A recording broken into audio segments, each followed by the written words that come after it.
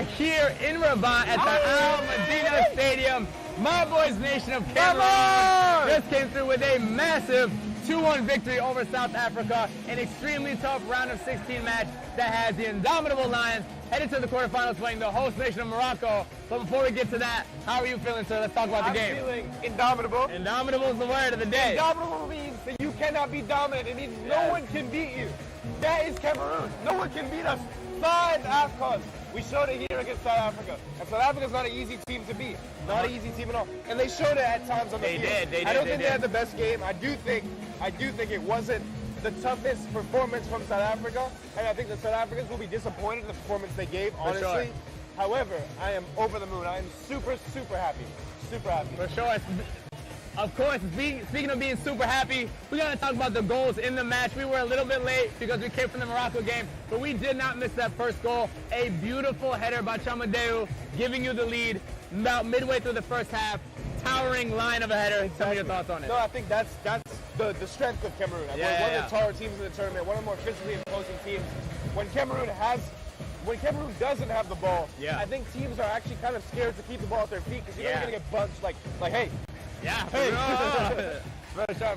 That's how it is. And so when the ball's going into the box, you have to watch out because our strikers, our players are tall, they're big, they're strong, and so that ball is going off the top of the head and into the goal every single time, in my opinion. And guess what? The second goal was just like that as well. We witnessed that Cameroon goal right here behind us. Kofane with an absolutely brilliant finish.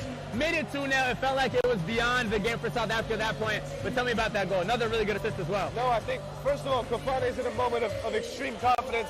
Coming off of that incredible goal during the group stages, and to see him today really have the energy and the confidence to keep getting in behind, and the way that Mbuemo kept passing balls through, passing balls around, and finding the Cameroonians who were not only stronger but faster than both the South African left back and right back. I think that is going to be the strength, the confidence to go in, and I think Kofane's goal is really a testament to the type of football Cameroon can play when they're at their best.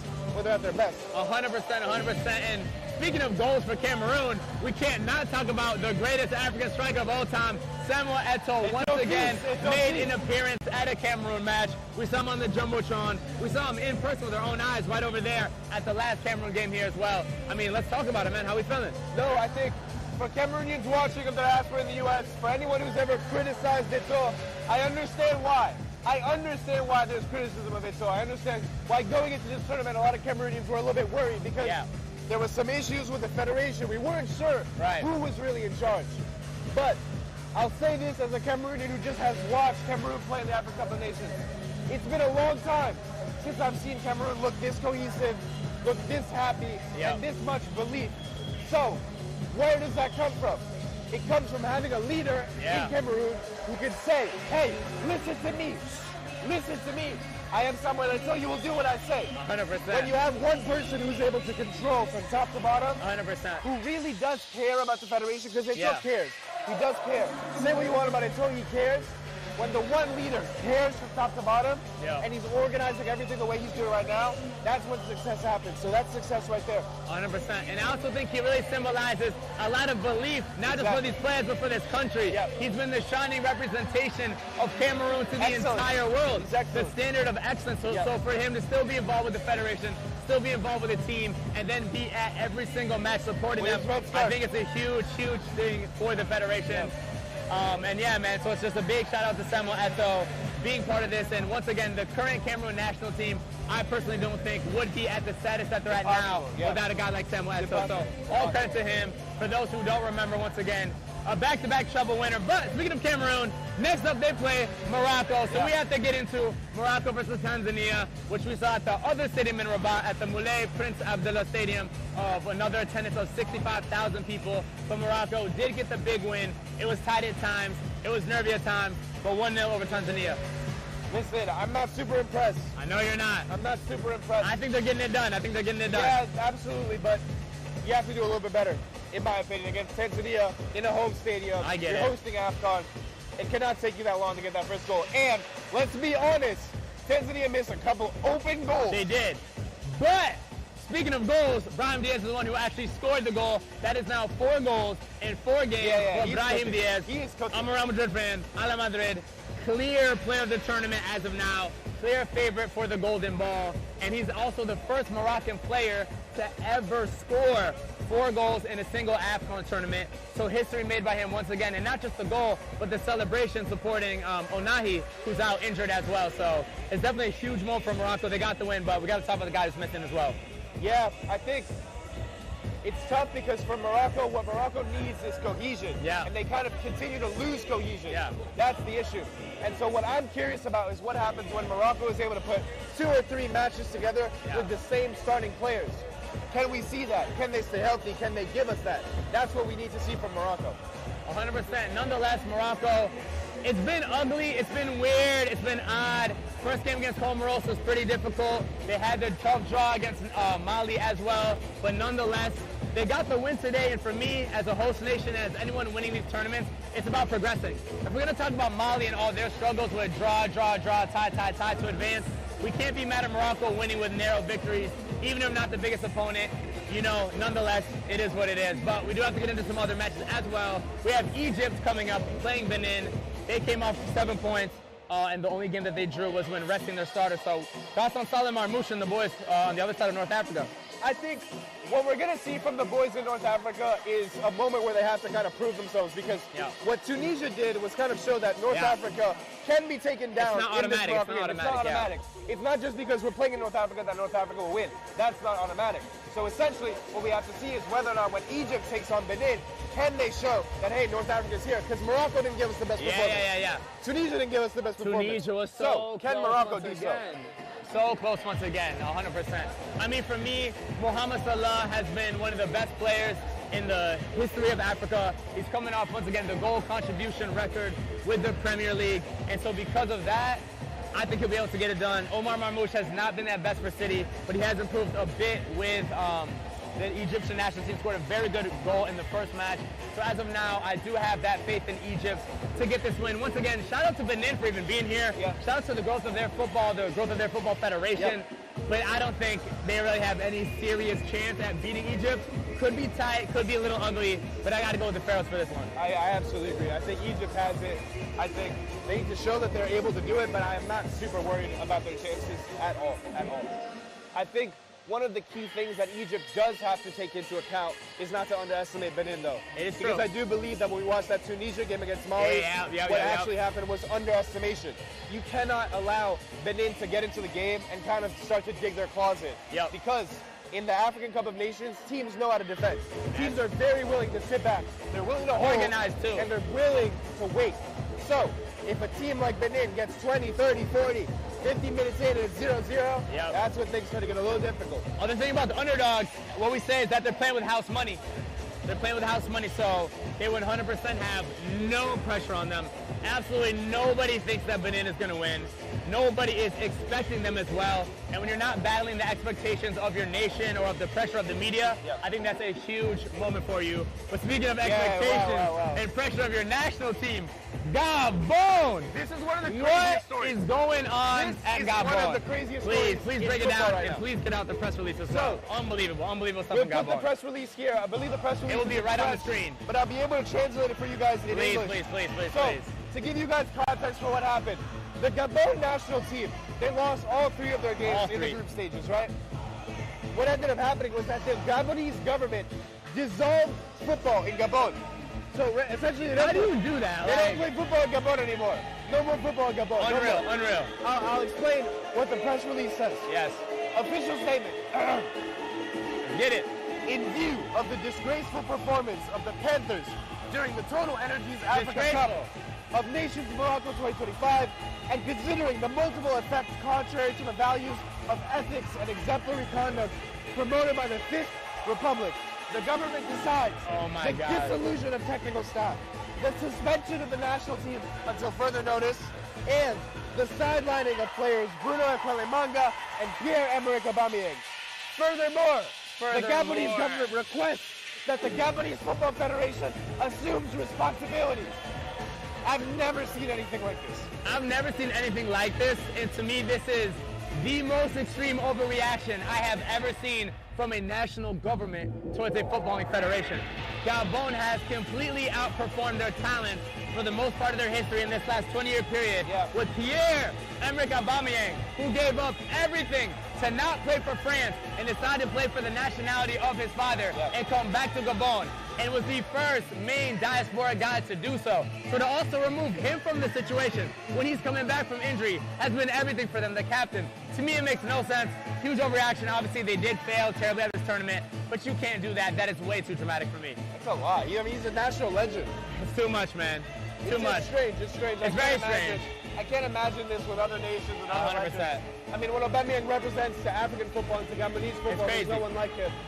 It's embarrassing in my opinion. It is embarrassing, and if we're going to talk about drama, we got to talk about Nigeria, probably the most dramatic team in all of Africa. They have a big game tomorrow. Second now. Gabon isn't a team anymore, so first.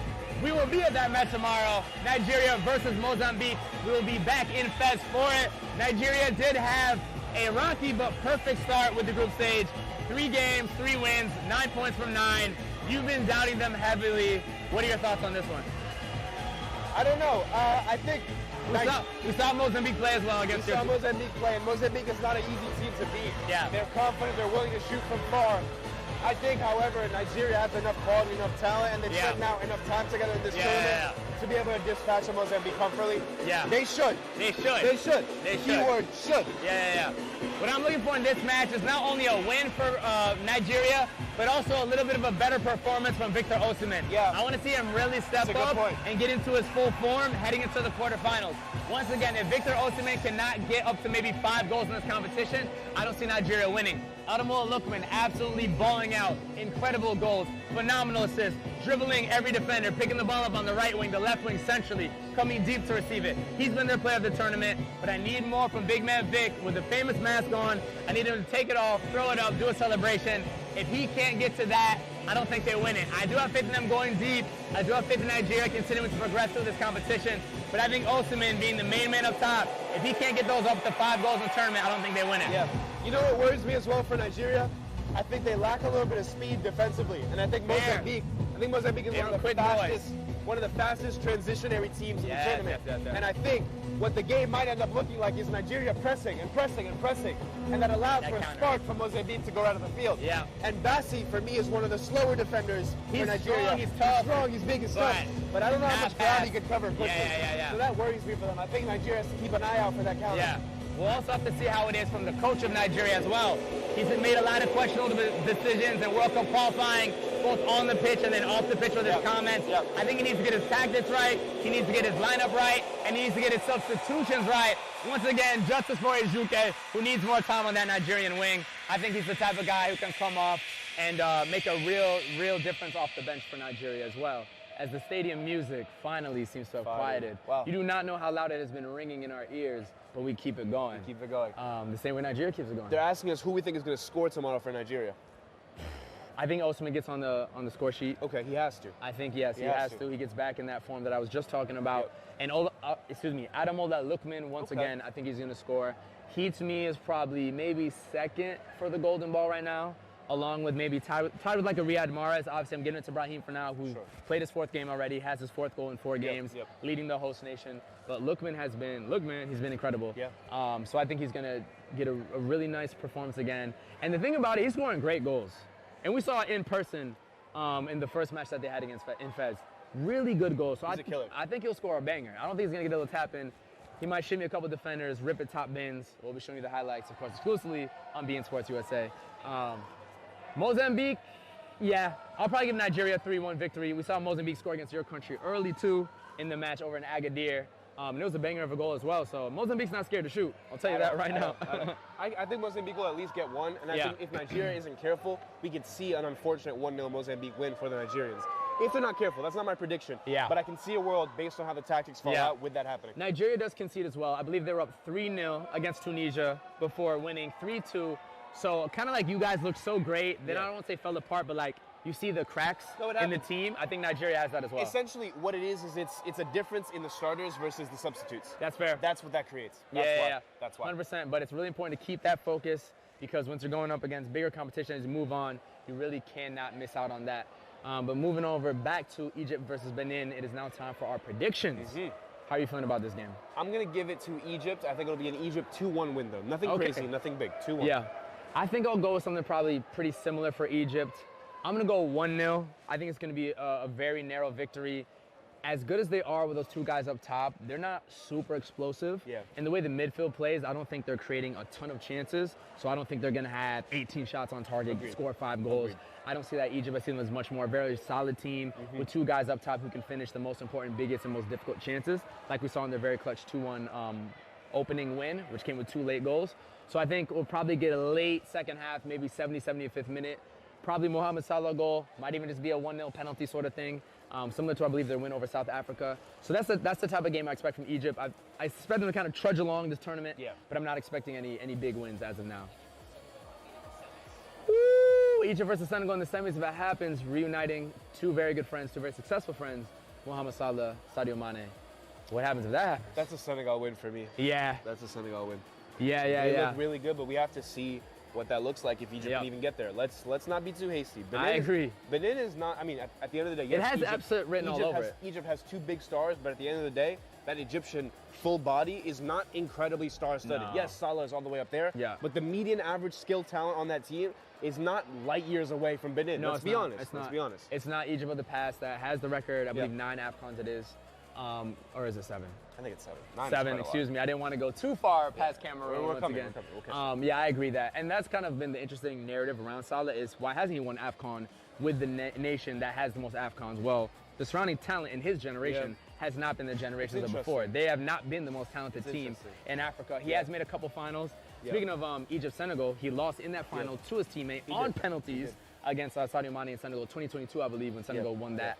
So he's gone far. It's just, can he get the final, gemstone for the Pharaoh crown? I have a question. Yes, sir. Before we move on to the next thing. Talk to me. Cristiano Ronaldo in Portugal, right? Yeah, that was a comparison I was thinking about. A lot of people speak about not only Cristiano Ronaldo's legacy on the field, but the amount that he was able to inspire the next generation of Portuguese players to almost create this super team around him. So now, when he's 40 years old, you look at the Portuguese team, and it is incredible. Yeah. In Egypt, that same inspiration has not really happened. Yeah. Do you think that Salah is inspirational enough of a player for Egyptians to then create that? Marmoush has arrived. Yep. Who else? That's an interesting point. I think the big difference is Salah's been a little bit of a late bloomer in his career. He wasn't a star-studded 19-year-old who made it to Manchester United, was being scouted by Sir Alex Ferguson as a 17-year-old with Sporting Lisbon in friendly matches, seen as this next big thing. He's, you're a Serie A fan, trudged along through Fiorentina, had a spell at Chelsea that didn't go as well, then really burst onto the scene with Roma, then Liverpool. In the middle of his prime is when he finally got the accolades, and then last year ended up having his best season. So I think because of that, it hasn't been as much time. The current status of Salah has really not been that long. They only won the Champions League in, I believe, 2019, so that's 7 years ago now. We're in 2026. So I think it's going to take another 10 years. So he'll miss it. He's already missed it, for sure. I think he's missed it. But I do think in the next 10 years, Egypt will get closer to what they used to be. But it's hard, though, because the rest of Africa is catching up, clearly. Look at the country of Morocco. In fact, Egypt is catching up. Egypt needs to catch up, essentially. 100%, 100%. We cannot rep. We have to talk about Morocco, Cameroon. Yeah, we do. So Morocco is the team that I'm supporting throughout this competition. I've been very welcomed by the very hospitable people of Morocco. So I've been cheering them on. You've been welcome to you as well. But you're also Cameroonian. It's different. I'm still discovering my roots and all that. So I'm riding with Morocco. You're riding with Cameroon. Quarterfinal match at the Prince Moulay Abdallah, the biggest stadium. Why don't you just come be Cameroonian? I can't do that, brother. I'm in too deep. I got to stay safe out here, man. There's a lot of us out here. So what do you think's going to happen? It's us for the tournament, at least. Spanish, that's the neighbors. That's the neighbors over there. But what are we thinking, man? No, I think because you have not been impressed by Morocco. You said it every game. Morocco are the Atlas Lions. Okay. We are the Indomitable Lions. This dude using PR and nickname statements for the reason that Cameroon is going to win. Give me a score. What is South Africa? South Africa is not very good at football based on today's performance. Exactly. Bafana, get it together for the World Cup, please. That was not bueno. So, Mexico, you guys have a win in that first game. Nah, I don't think so. I do. That's one of the worst Mexican teams I've ever seen. And any Mexican will tell you. And you can cut the stream now. And any Mexican will tell you that. No one in Mexico is inspired. I have faith in you guys. Anyways. At home, I have faith. Go ahead. Here we are speaking about the next match in this African Cup of Nations between Morocco and Cameroon at the Prince Moulay Stadium. My prediction is an easy 2-0 Cameroon victory. Easy. So like today without the final goal? Today without the final goal. No. Yeah. I'm going to go Morocco 2-1. And I would not be How can you say that with surprised. how you've seen them play? They're still getting the job done. Who have they beat, Frank? They beat Comoros, Zambia. With a straight and face. Tanz- Say it with a straight face to the camera. So say it, they please. beat Comoros, Zambia, and Tanzania.